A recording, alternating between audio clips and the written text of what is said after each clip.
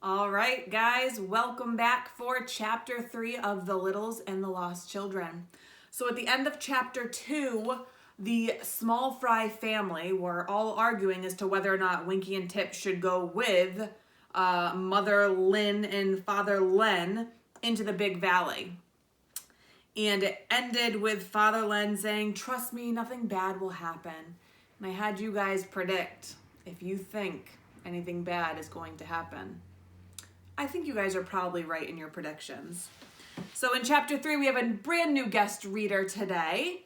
She is someone who almost all of you have as a teacher.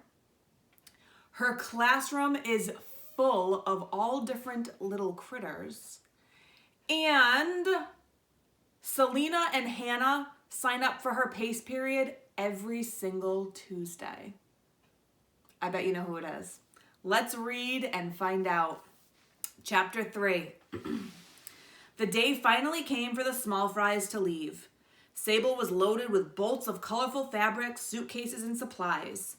Mother Lynn put Winky and Tip into small baskets tied to the big bird's back.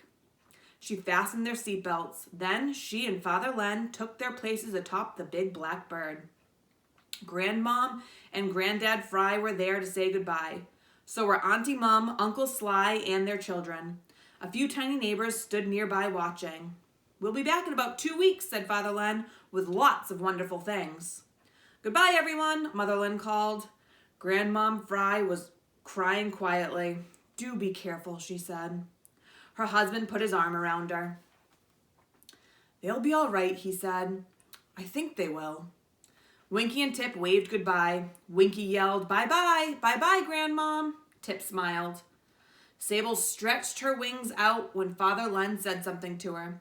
She flapped them slowly once, then walked toward the edge of the rocky ledge. "Croak," she called, and hopped smoothly from the ledge to the air. Down she dropped, flying easily and gathering speed. Winky turned in her basket to look back. She saw the hill tinies waving and yelling. She waved back at them. The great bird soared out over the big valley, then slowly gliding on flat wings with her tail wedge-shaped, she began to circle downward. Winky looked at everything. Below she saw winding roads, a patchwork of fields and houses growing larger as they came closer. Above was the top of Smoke Mountain against a bright blue sky.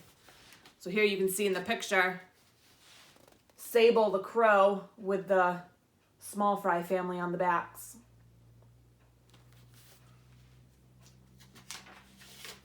Everything was beautiful. A quiet rush of air was the only sound. But Tip was busy flapping his arms and pretending he was a bird.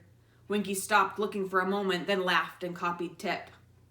As they neared the ground, Father Len signaled Sable to fly toward the southwest where the town dump was. From a distance, the Small Fries could see smoke drifting upward. Father Len pointed. "That must be where the garbage is dumped and burned," he said.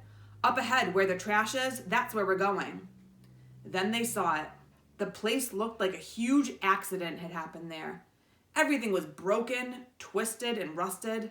There was furniture, parts of old cars, machines, sinks, everything in a jumbled mess, piled up helter-skelter. "Oh, Lenny," Mother Lynn cried. "I can't believe any tiny people live here. It's too much of a mess." All right, Miss Franco, take it away. You're so right, Crab. Well, let's keep going and see what happens next. Oh, hi there. Crab and I were just reading a book together.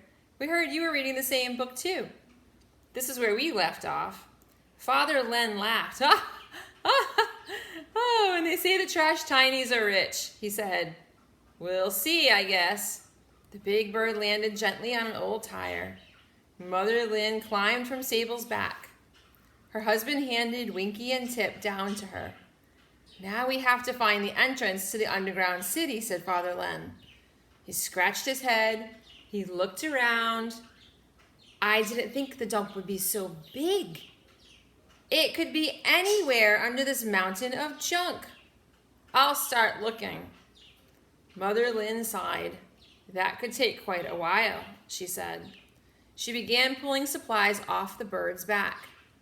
"I'll set up camp just in case we have to stay here overnight." Sable can watch the children. Winky immediately found a broken dollhouse. She walked into the living room. The dollhouse was tipped to one side. The furniture had slipped to one end. The child found a chair that was standing upright, leaning against the lower wall. She sat in it. Tip climbed up beside her. Bye, everybody. Thank you very much, Mrs. Franco, for joining us for today's chapter. Big house, said Winky, looking around. Tip clapped his hands. Sable, still carrying the bolts of fabric on her back, flew up and perched on the dollhouse roof. She turned one bright eye toward the children. There you can see in the picture. Sable on top of the dollhouse. By the time Father Len returned, his wife had put up their tent. She was inside with Winky and Tip, who were taking naps.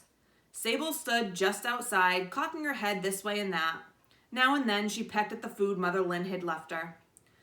I'm not sure what to do, said Father Len. It seems impossible to find Trash City. We may have to give up and go home or try to find some other tinies to trade with. Mother Lynn stood up and looked at the babies. They're asleep, she whispered. They played hard while you were gone and probably won't wake for another hour. She took her husband's hand. They walked from the tent. I'll help you, she went on. Sable can watch the babies. But, said Father Len. Come on, Lenny, said Mother Lynn. I'm going to show you that I'm better at finding a needle in a haystack than you are. She headed into the messiest part of the trash pile. So, Mother Lynn and Father Len are leaving Winky and Tip behind while they're napping in the tent to try and find the entrance to Trash City. Do you think Winky and Tip are going to get themselves in some trouble? I guess we'll just have to wait and see. So click on the Google assignment for today in our Google Classroom. You guys will answer some reading comprehension questions, make a prediction, and we will see what happens in our next chapter. I promise you the next chapter is a good one. Thank you again to Miss Franco for joining us for today's chapter, and I will see you guys next time. See you later.